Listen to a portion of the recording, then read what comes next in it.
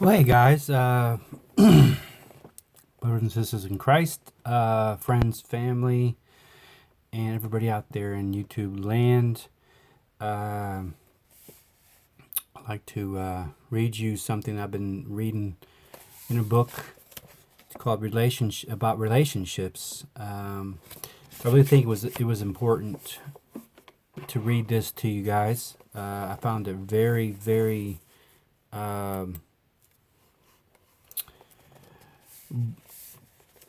relative to our lives. So it's called understanding the DNA of relationships. Okay, I got about 10 minutes, so I'm gonna go ahead and get started. So when we and I look around, we see countless relationships that need a miracle, right? We all probably agree with that. Every day we see shattered relationships, uh, husband and wives, parents and children, sisters and brothers, neighbors and coworkers who aren't talking to each other, who intentionally um, are unintentionally hurting each other. You know what I'm talking about, right? You know, just the stares or the ignoring of the neighbors or anything like that. Relationship pain keeps growing in our country as well as the world, but it doesn't have to. I believe the best way to address this crisis is to understand how God designed us to live, to understand our relational DNA, just as understanding our physical DNA reveals the mysteries of how our bodies work. Understanding our relational DNA unlocks the miracles and mysteries of how our relationships work. After 5 years of watching the amazing miracles happen in marriages and in my marriage, uh, we you can conclude that people change as soon as they understand and apply themselves to what we are calling the basic DNA of all relationships. So, what is the DNA of relationships? It is simply the genetic relationship code with which we were created. It's our relationship hardwiring. It's the unalterable, immutable relationship truth that is true for all people, for all times.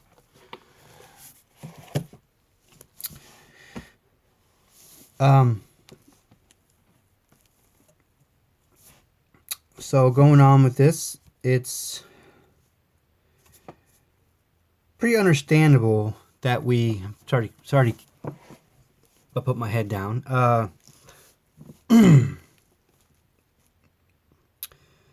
So it's our relationship hardwiring is that, like I said, and we've never seen the exception. To help you understand how we discovered the DNA relationships, we want to take you back to the beginning of time, the beginning of relationships, the first humans that God created, to the oldest story of mankind, Adam and Eve, which is really the story of us all.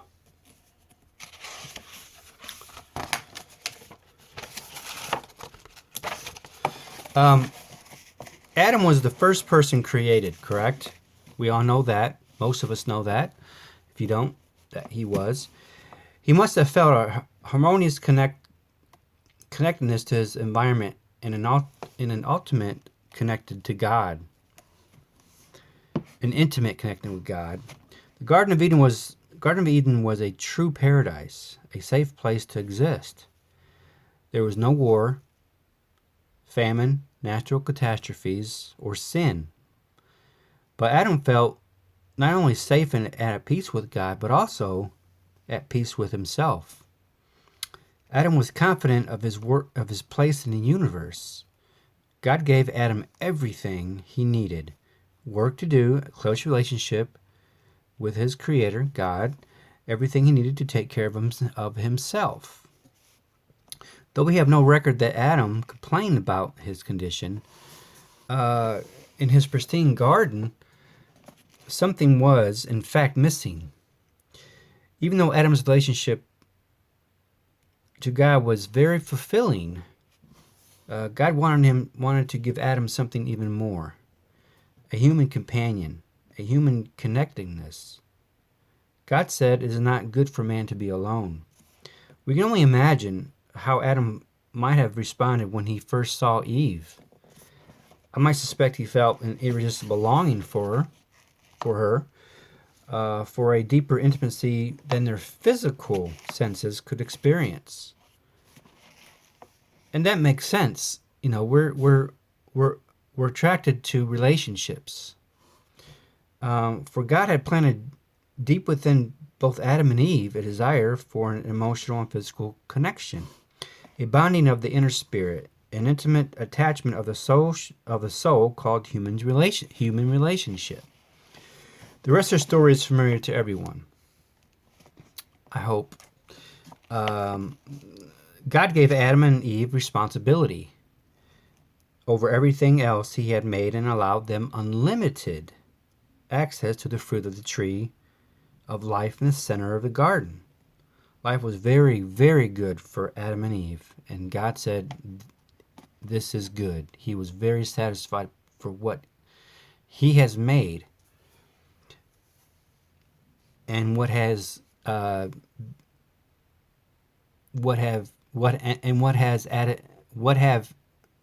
and Eve started with each other, a relationship. It was a first marriage. So it was a bonding of the inner spirit, an intimate attachment of the soul called human relationship. The rest of the story, okay, God gave Adam and Eve each responsibility, like I said, and they were safe and deeply satisfied in their relationship with God and each other. There was only one catch. You know, it sucks to always say, well, there's always a catch. We don't always want to say, man, why is there a catch? That's not right. That's not cool, man. So God told them not to eat any fruit of the tree of the knowledge of good and evil. Okay? But along came Satan, the deceiver, who convinced them otherwise. He told them if they ate the fruit of the tree, they would be like God. Why in the same wisdom of and power as God? Adam and Eve chose. They chose it, like we all have choices, okay? We have a free will to disregard God's instructions, as we do now. And they chose what they thought was the better deal. How many times have we thought in life, well, I know God says, but I think I'm going to go this path. I think it's better for me. And I'm guilty of that myself. I thought I would do things myself, try to beat things myself, the addiction, this, not just the addiction, but a lot of other things. And I didn't obey God's instructions, just like Adam and Eve did. It still goes on today in the year 2018. The next time God came walking in the garden to spend time with them, Adam and Eve hid from God, and they were ashamed and afraid of the consequences of their actions.